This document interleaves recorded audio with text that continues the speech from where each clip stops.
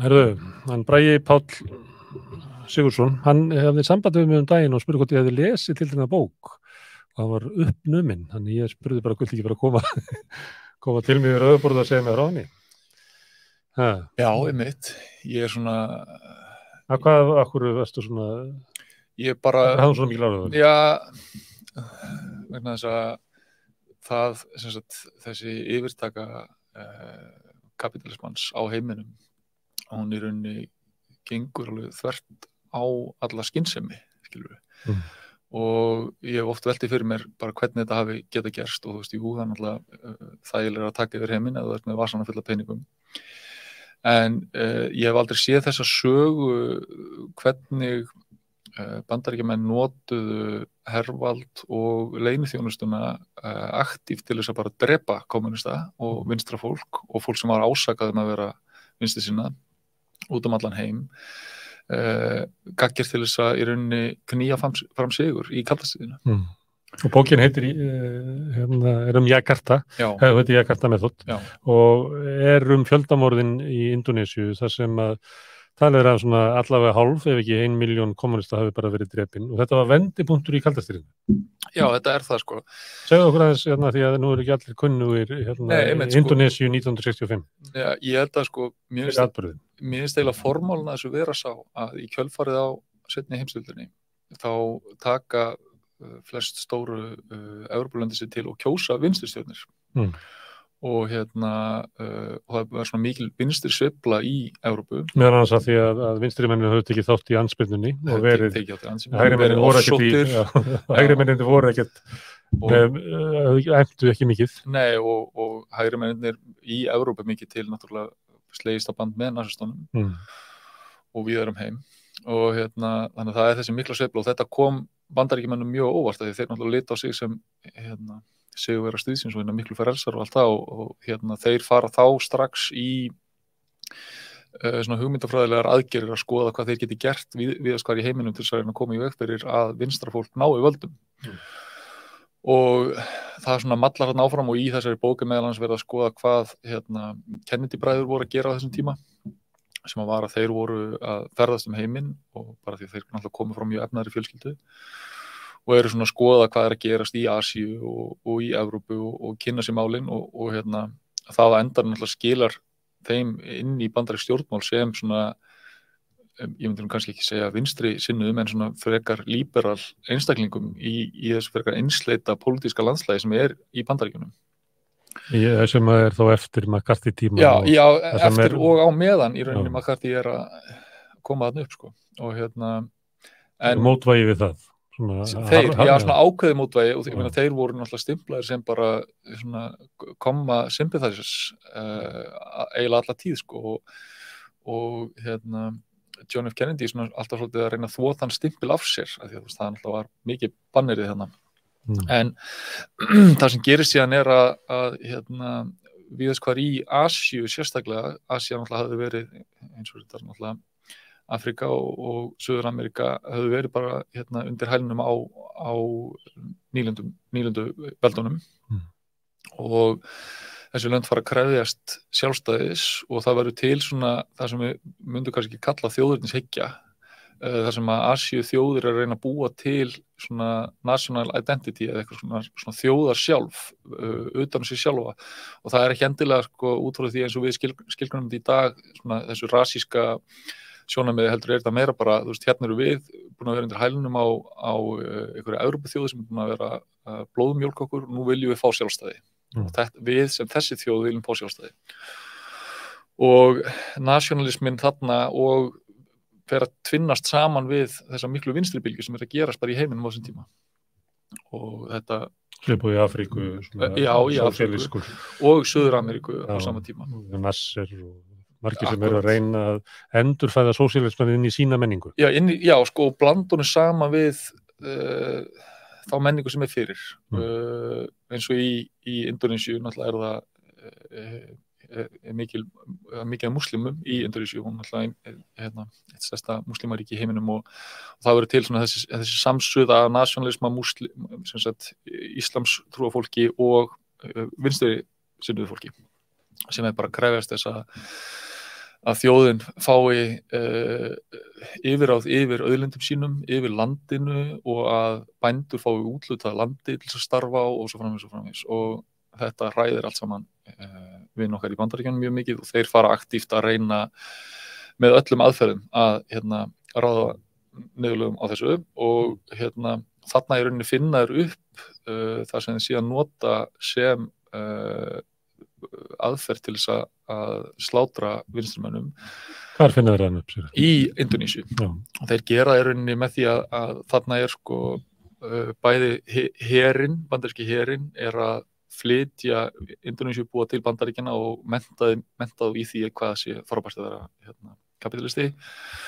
og á sama tíma CIA með agenta út allt að reyna að grafa undan lýðræðinu og forsetanum og svo framvegis búa til feika kynlífsmyndband þar sem að forsetin á að vera að sofa hjá vændiskonu sem að síðan á endanum virkaði ekki vegna þess að hann var frekar mikill fjölkvænismaður og mjög stoltur af því þannig að það náði ekki að sverta ímyndans og þeir með þess að lét hann vera skegglausana því að þeim fannst það vera svo taka karlmennskun einhvern veginn á honum en á endanum setja þeir bara allan kraft í það að kortleggja hverjir vinstrimenn og mögulega vinstrimenn í landinu eru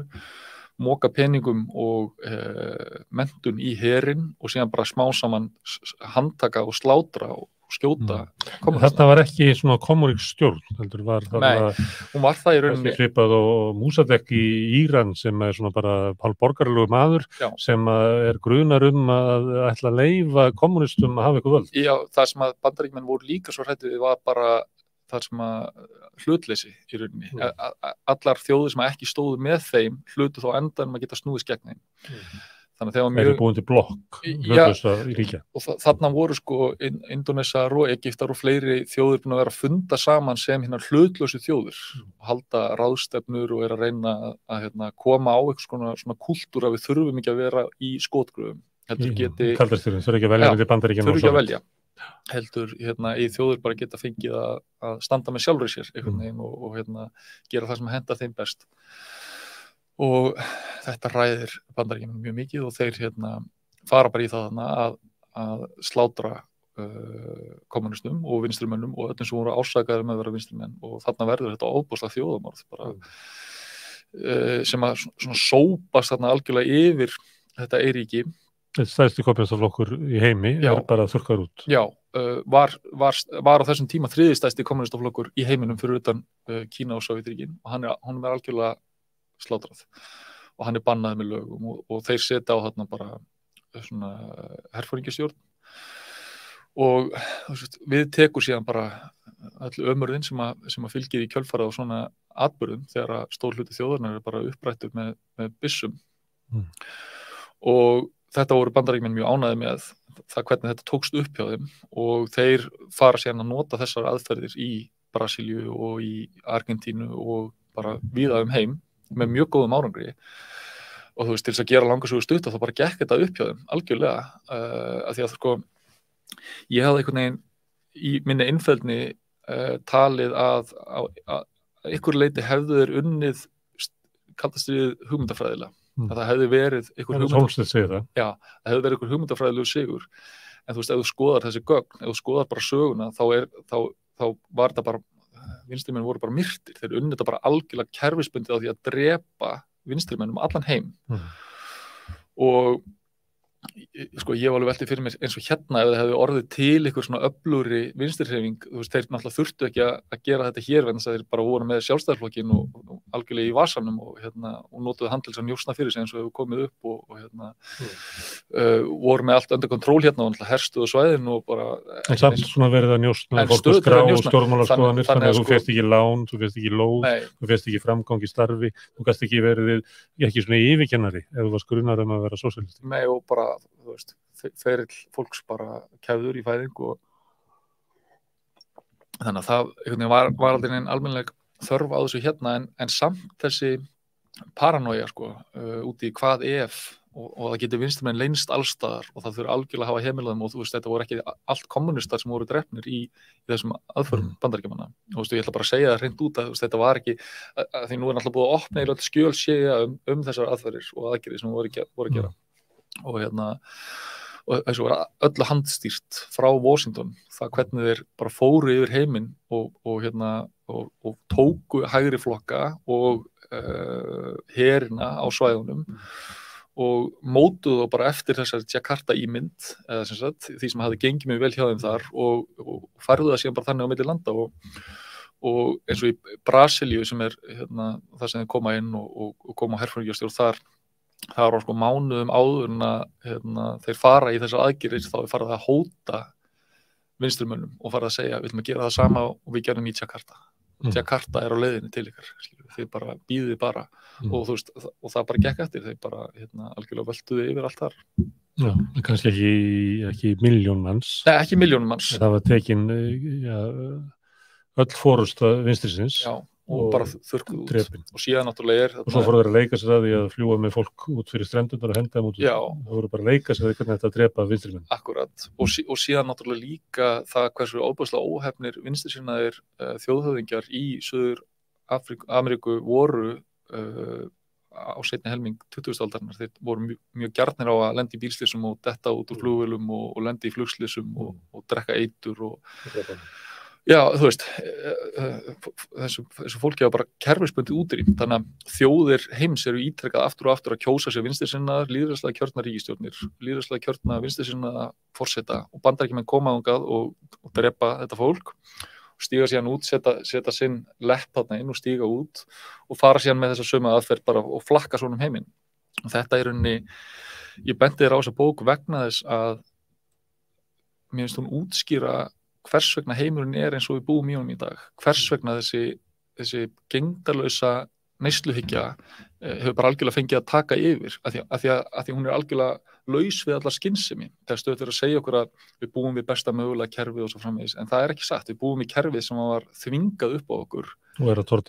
að tortíma okkur og náttúrunni kerfisbundið, ofneysla og framleiðsla og flytur kerfisbundið fé og auðlindir frá söðri til norðurs peningarnir ferðast bara upp píramídan þannig að það er ekkit og oft heyrir maður, en horfðu nú á allar Þú ætti að segja að þetta hafi ekki verið sigurvél sem sigraði vegna sem hún var best ekki hugmyndafræðilega og þröngvað upp á Já, hún er bara alblóðug, skilur þannig að hún kemur til bara út af því að fólk sem var andstætt henni var myrt, skilur Þannig og hann spyr höfund og bókarinn, hann Melvin hvernig ætli heimurinn liti út ef Bandaríkjamenn hefði ekki farið út í þessar aðgerðir ef að fólk hefði raunverulega fengið að lýðræðislega velja sér þjóðhöfðingja eftir og ríkisstjórnir eftir sinni sannfæringu eftir því hvað var að virka best í heiminum en frekar en að þessu væri svona þvingað upp á þau Þú getur labbað á milli landa og spurt hvað hefði orðið í Íran ef ekki hefði verið gert valdaráð 56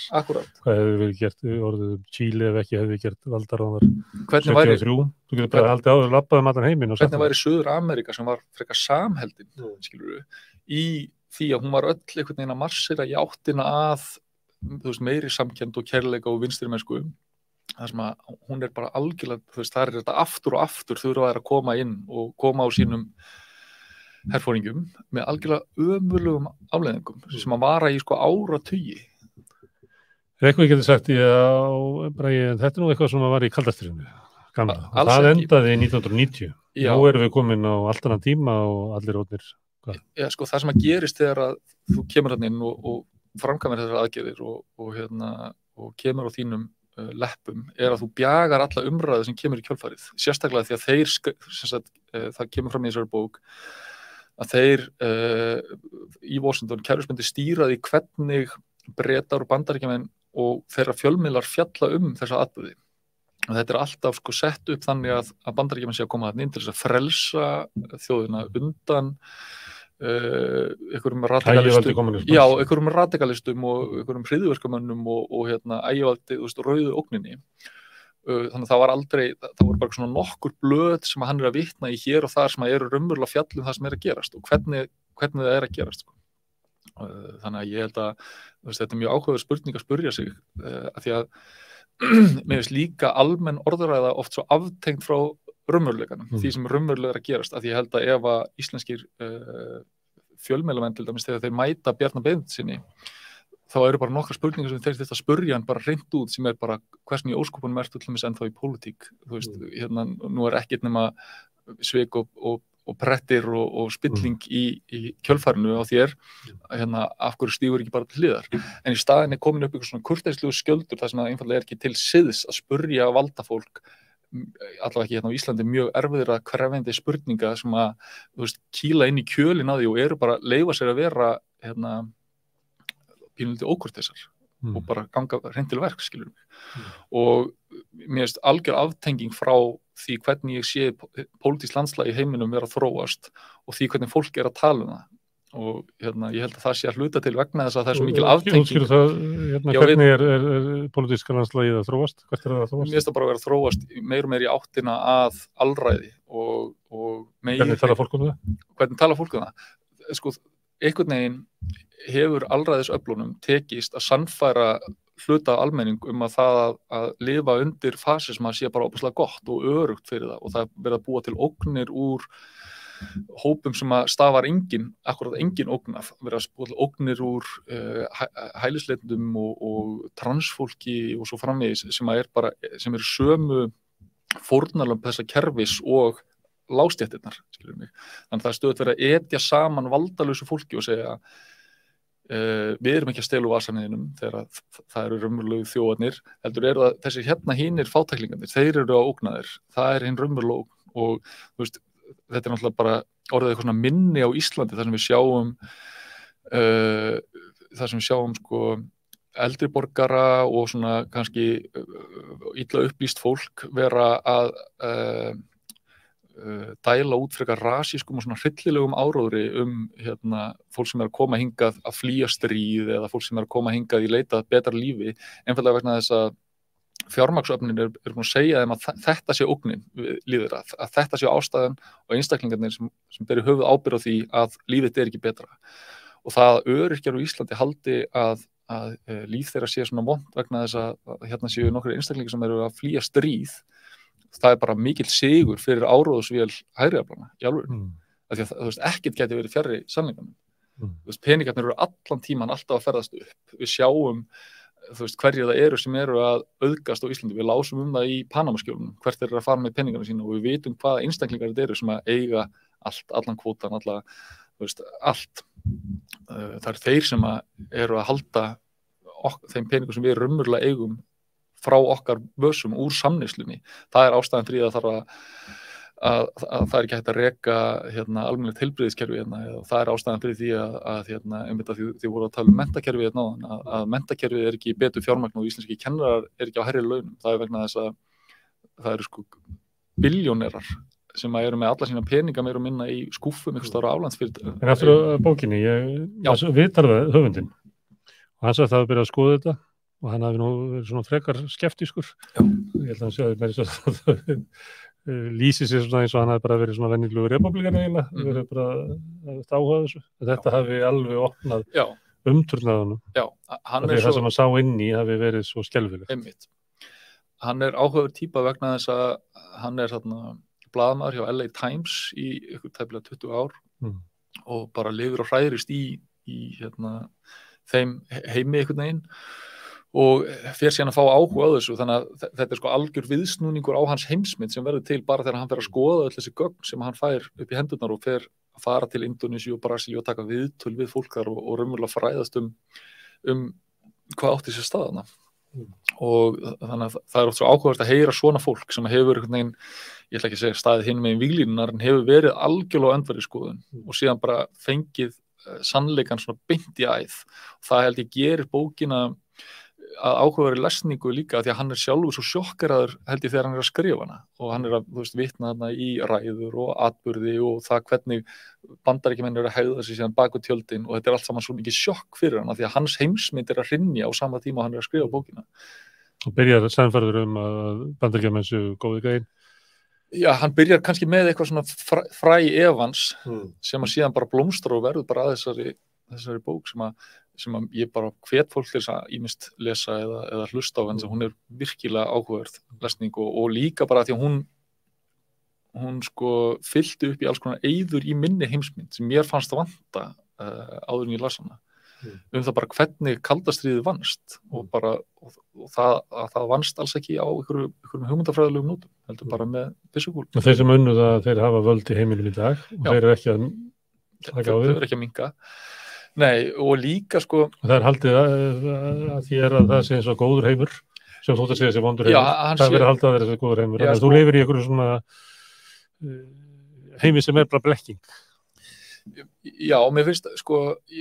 Þetta náttúrulega, það margir þræðir sem að koma þarna að sko. Ég held við þurfum að fara almennt að viðurkenna og tjá okkur meira það að það allt út fyrir það að við séum að valda bara fullkomnum aldauða á plánetunni og ég sé kapitalismann sem stóru forsenduna fyrir því að það að gerast vegna þess að hann einfaldlega að taka miklu meira heldur en hann hefur þörf á.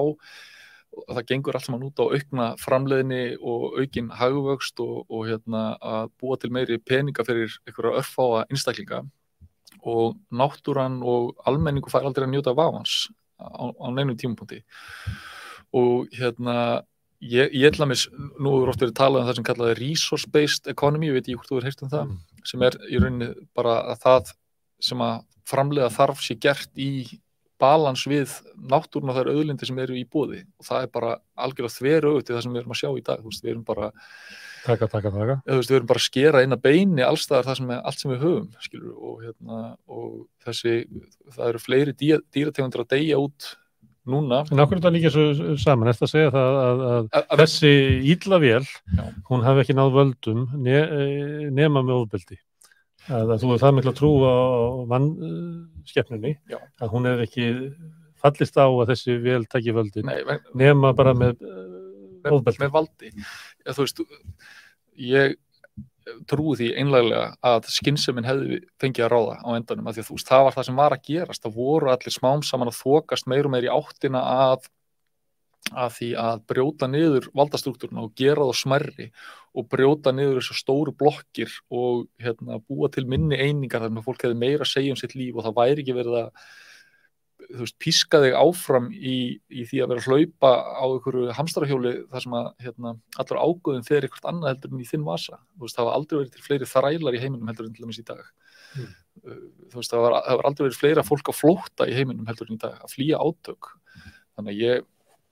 ég trúi því innanlega að þetta ástandi væri ekki svona að því að... Það getur við snúið aftur að því að þú lýsir eins og það hefur verið tækifæri þarna eitthvað bæði á Vesturlöndu það sem svona einhver vakning, þetta svona 68 vakningin á Vesturlöndum og svo eru Afríka og Asía að rísa upp í sinni sjálfstæðisbaráttu og löngu til þess að móta sitt samfélag og líf. Þetta var eitthvað svona tækifæri að lýsa þessu, en þetta var bara eyðilagt. Já, ég held ekki. Ég held einfaldlega... Það sé ekki tækifæri? Nei, ég held að krumla kapitalisman sé einfaldlega orðin of öflug og vel þjálfuð í að kremja allar svona tilraunir. Ég hugsa að ef það kæmi upp einhvers staðar, þó það væri ekki endilega vinstri sinna ríki sem að væri að gera,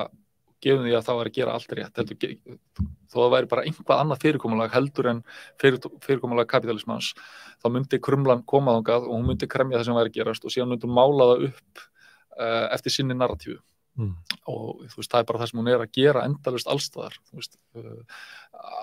öll